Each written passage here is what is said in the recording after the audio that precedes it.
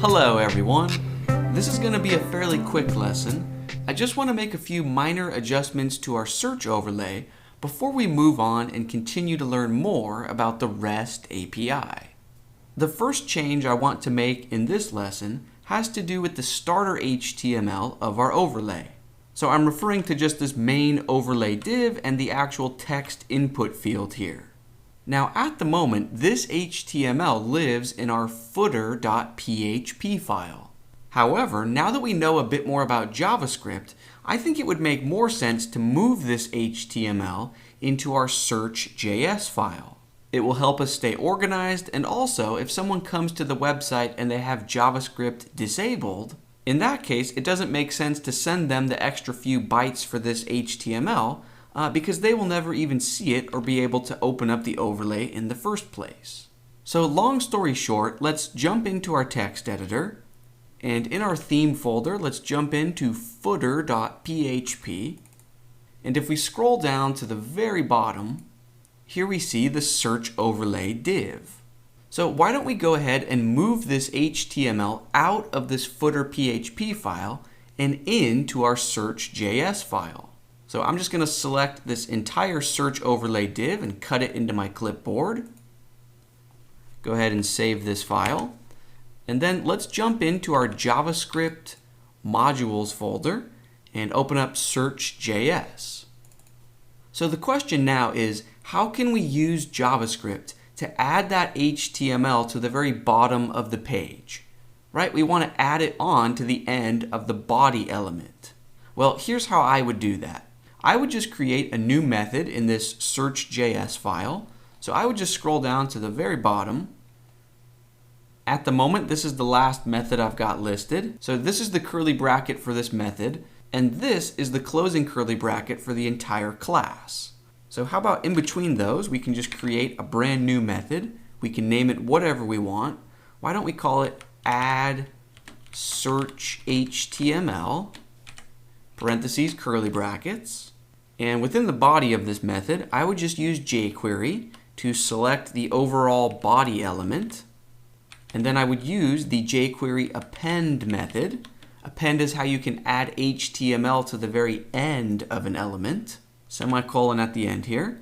And then within the parentheses for append, instead of quotes to create a string, instead of quotes, I would use backticks, because then we can break down to new lines just like regular HTML. So just to stay organized, in between the backticks, I would drop down. And now it's just as simple as pasting in our clipboard. Okay, at this point, this method is good to go, but remember that the code within a function isn't actually executed until you call the function. So now that we've created this method, let's go back up to the very top of this file. And in the constructor function, we need to actually call and run the method. Now in this case, the ordering does matter. So let's call that new method up at the very top of our constructor.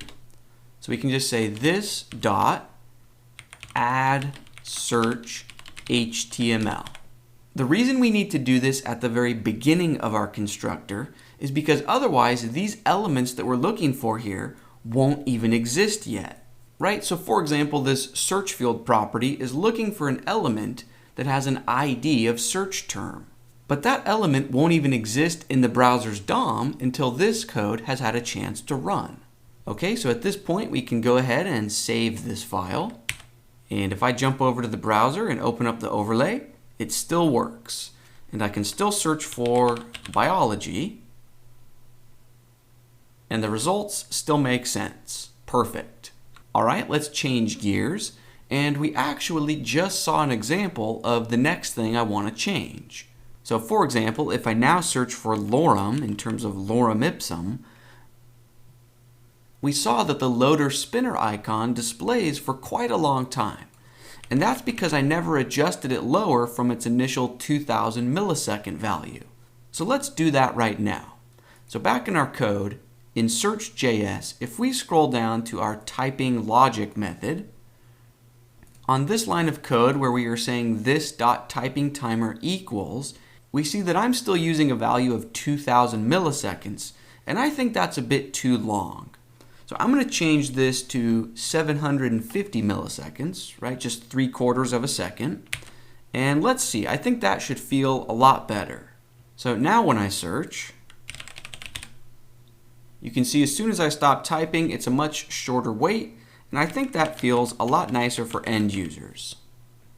Okay, let's change gears again. The next thing I want to work on now is when someone opens up the search overlay, I think the text field should be automatically focused, meaning my cursor should already be placed in that field automatically so I can start typing, instead of having to actually manually click onto the text field. So to make that happen, back in our search.js file, let's scroll down to our open overlay method. Right, this is responsible for adding the class that makes the overlay div visible.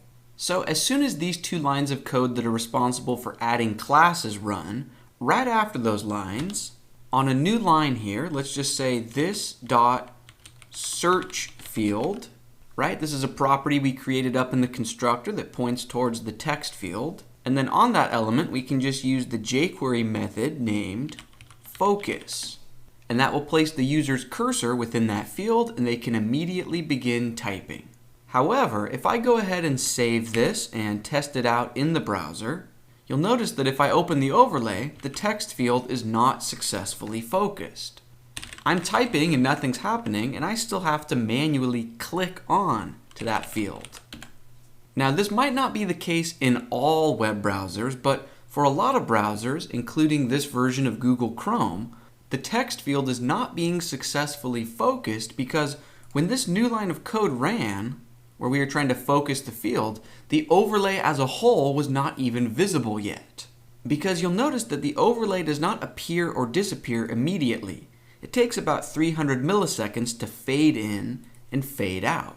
So back in our code, instead of trying to focus the text field immediately as soon as the open overlay method fires, instead, why don't we wait 301 milliseconds so that CSS transition is complete? Or in other words, let's wait until the web browser actually considers this element visible before we try to focus it. So here's what I would do. Let's cut this new line into our clipboard, this line with the dot focus. And in its place, let's just set up a set timeout. And remember, set timeout takes two arguments. The first is a function that you want to run, and the second argument is how many milliseconds you want to wait before actually running that. So why don't we wait 301 milliseconds? That will be just enough time for that CSS fade in and fade out to be complete. And then instead of the X, let's just create an anonymous function. So function, parentheses, curly brackets. And then within the curly brackets, you can just paste in your clipboard. Now this code will indeed work, but I want to show you how we can save a bit of extra typing here. Instead of actually spelling out the word function, we can use the ES6 arrow function syntax. So to do that, we can just delete the word function, but keep the parentheses right after it. So delete function. We don't need any parameters, so we can leave the parentheses empty.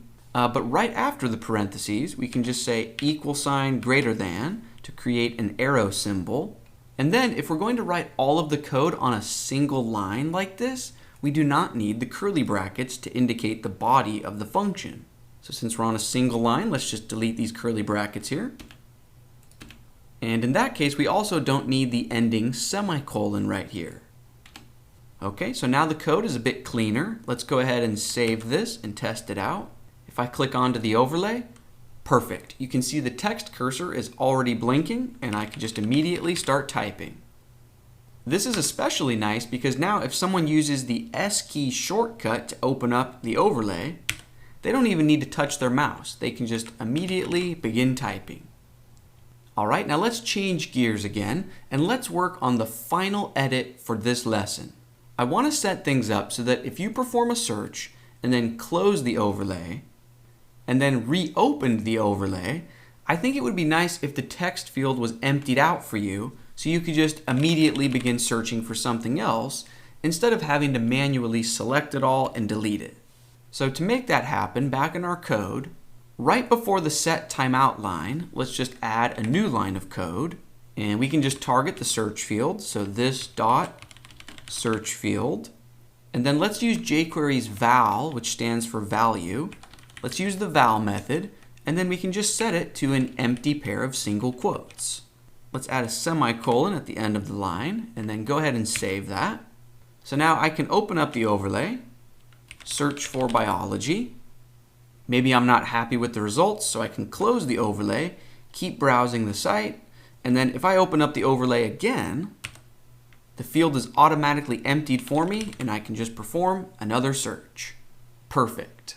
And that's going to bring this lesson to a close. In our next lesson, we will learn more about the WordPress REST API. Let's keep things rolling, and I will see you then.